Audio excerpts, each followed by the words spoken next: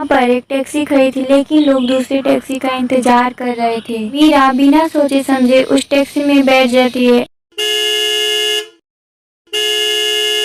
Taxi Meera को बहुत दूर के एक बस स्टॉप पे ले जाके रोक देती है। मीरा टैक्सी से बाहर निकलती है। वहाँ पे एक औरत बैठी होती है। मीरा औरत से पूछती है, आप यहाँ पे अकेले क्या कर रही हैं? ये कौन सा बस स्टॉप है? तो औरत कुछ नहीं बोलती है तो मीरा वहाँ से चली जाती है। थोड़ी दूर जाने पर मीरा को एक बहुत भयानक जंगल मिलता है। फिर डर के मारे वह एक सुरंग में चली जाती है।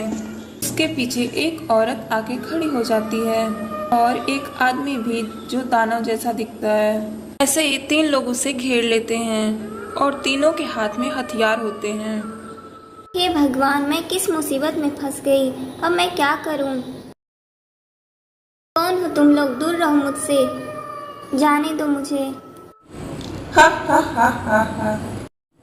जो यहाँ एक बार आ गया उसका जाना नामुमकिन है। मीरा को कुछ समझ में नहीं आता है। फिर वो मन में ही हनुमान चालीसा पढ़ने लगती है। तभी वो तीनों गायब हो जाते हैं। मीरा सुरंग से बाहर निकलती है तो उसे एक तांत्रिक मिलता है। बेटा, तुम इस भयानक जंगल में क्या कर रही हो? तो मीरा उसे सारी बात बता देती है। अब वो सब तुम्हारा पीछा कभी नहीं छोड़ेंगे। मेरे पास एक उपाय है। मैं तुम्हें मंत्रों से भरा हुआ एक हथियार देता हूँ। इस हथियार से तुम सबको मार दोगी तो वो तुम्हारा पीछा कभी नहीं करेंगे और वो हमेशा के लिए नष्ट हो जाएंगे।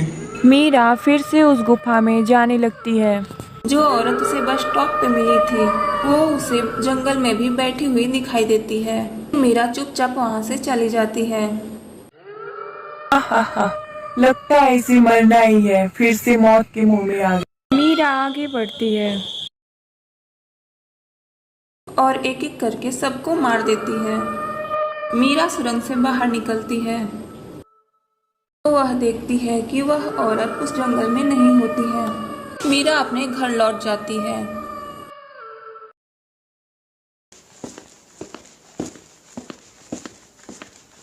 और बैठ के सोचने लगती है, आज मैं कितनी बड़ी मुसीबत से बच गई। गांव में कमला नाम की लड़की रहती थी। उसकी शादी एक विशाल नाम के लड़के के साथ हुई थी। एक दिन उसका पति उसे छोड़कर चला जाता है। कमला, मैं यह गांव छोड़कर जा रहा हूँ। लेकिन आप इस गांव को क्यों छोड़कर जा रहे हैं? क्योंकि तुम मुझे नहीं अच्छी लगती हो। मुझे तुम्हारे साथ नहीं रहना है। ऐसा मत करिए, मुझे छोड़कर मत जाइए। लेकिन विशाल नहीं मानता है। वह उसे अकेले ही छोड़कर चला जाता है। हे भगवान, मेरे पास तो कुछ भी नहीं है इस गरीबी में। अब मैं क्या करूंगी? मुझे कोई काम करना ही पड़ेगा, मैं भूखी नहीं रह सकती। फिर कमला काम ढूंढने के लिए निकल जाती है। माँ जी, मुझे कोई काम दे दीजिए, मुझे पैसे की बहुत जरूरत है। हट, बढ़िया एक काम मांगने। मैं तुझ जैसे औरत को काम नहीं देती हूँ।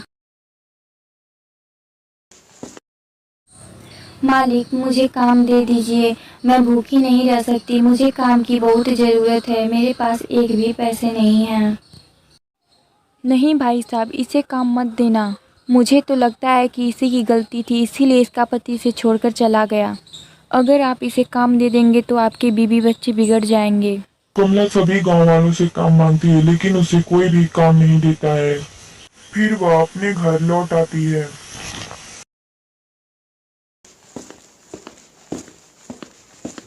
और घर पहुंचते ही वह रोने लगती है। ज्यादा दिन भूखे रहने की वजह से वह कमजोर हो चुकी थी और नीचे गिर जाती है। फिर वह तड़प तड़प कर मर जाती है।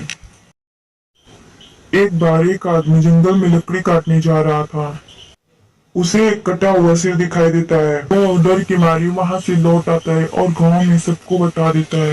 पूरे गांव में कटे हुए सिर की चर्चा होने लगती है। एक बार उसी गांव में एक औरत के घर के सामने ढेर सारा खून पड़ा हुआ मिलता है।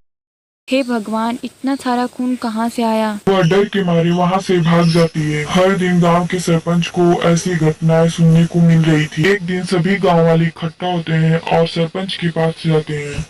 सभी लोग अपने साथ हुई घटनाओं को बताने लगते हैं। सरपंच जी, जब मैं लकड़ी काटने जा रहा था तो मुझे एक कटा हुआ सिर मिला और मेरे घर के सामने ढेर सारा खून पड़ा हुआ था। सरपंच और गांव वाले मिलकर जागने की योजना बनाते हैं। सभी लोग गांव के पास वाले जंगल में इकट्ठे हो जाते हैं और वह लोग देखते हैं कि एक चुड़ैल उन्हीं लोगों की तरफ ही जा रही थी और उसके हाथ में एक तलवार थी। तुम कौन हो? कृपया करके हमें मत मारो, हमें छोड़ दो। मैं कौन हूँ जिसको तुम सब गांव वालों ने काम नहीं दिए और ताने देते रहे? ज्यादा दिन भूखे रहने से मैं कमजोर पड़ गई। हमें माफ कर दो कमला, हमसे भूल हो गई। तुम सबने पहले भी भूख से तड़पाया था और अब मरने के बाद भी तड़पाना चाहते हो। हम सब तुम्हें रोज खाना देंगे और तुम हमारे साथ गांव में रहोगी। कमला मान जाती है और गांव वालों के साथ रहने लगती है और वह किसी को नुकसान नहीं पहुंचाती है। लोग कमला से बिना डरे बातचीत करते हैं और उसके साथ रहने लगते हैं। एक बार प्रीति, नितेश और प्रशांत घूमने जा रहे थे।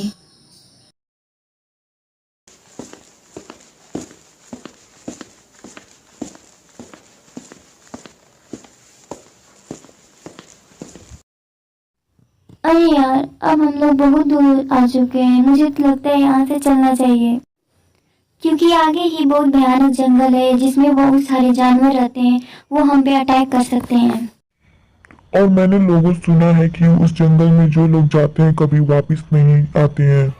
तब तो उसमें हमें जरूर जाना चाहिए। प्रशांत, अभी तुमने सुना नहीं नितेश ने क्या कहा? ओ प्रीति, आखिर तुम इतना डरपोक कैसे हो सकती हो? हम तीनों इस जंगल के इतना करीब आ ही गए हैं तो हमें चलना चाहिए। प्रशांत नहीं मानता है और जंगल में जाने के लिए जिद करने लगता है।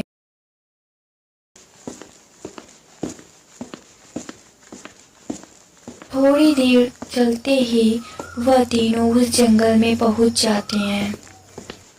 अरे यार, ये जंगल तो बड़ा अजीब है। ये कैसी अजीब सी आवाज़ आ रही है? प्रीति, तुम डरो मत, ये जानवर की आवाज है। अरे वहाँ पर देखो, कोई खड़ा है। हाँ यार, वो कौन खड़ा है? लगता है कि कोई औरत है। मुझे तो लगता है कि वो हमसे हेल्प मांग रही है। मैं जाकर देखता हूँ। जैसे ही प्रशांत उसके पास जाने की कोशिश करता है, वह वहां से भागने लगती है। प्रशांत अब तक आया क्यों नहीं? नितेश, चलो देखते हैं कि प्रशांत ठीक तो है। मुझे तो लगता है कि ये सब एक जाल है। नितेश कुछ भी नहीं बोलता है। फिर प्रीति पलट कर देखती है तो वहां पर नितेश नहीं था। जैसे ही प्रीति जंगल से निकलने की कोशिश करती है, तभी उसके सामने सफेद साड़ी में चुड़ैल आ जाती है। इसका मतलब वहाँ पर जो औरत खड़ी थी वो तुम थी? बताओ, मेरे दोस्त कहाँ हैं? चुड़ैल जोर जोर से हंसने लगती है। हा हा हा, मैंने तुम दोनों को मार दिया और अब तुम्हें भी मार दूंगी। प्रीति बहुत डर जाती है। उसे यकीन हो चुका था कि अब वह चुड़ैल उसे भी मार देगी। वह चुड़ैल प्रीति की ओर जा रही थी।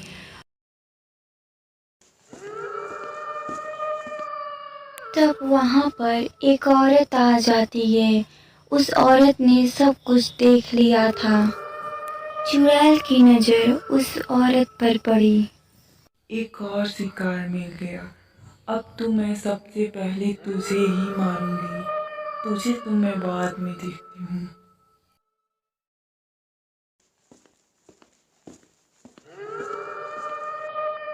प्रीति वहां से तेजी से दौड़ी। चुड़ैल प्रीति का पीछा करने लगती है। वह चुड़ैल प्रीति को मारने ही वाली थी। तभी प्रीति जंगल से बाहर निकल जाती है और वह बच जाती है।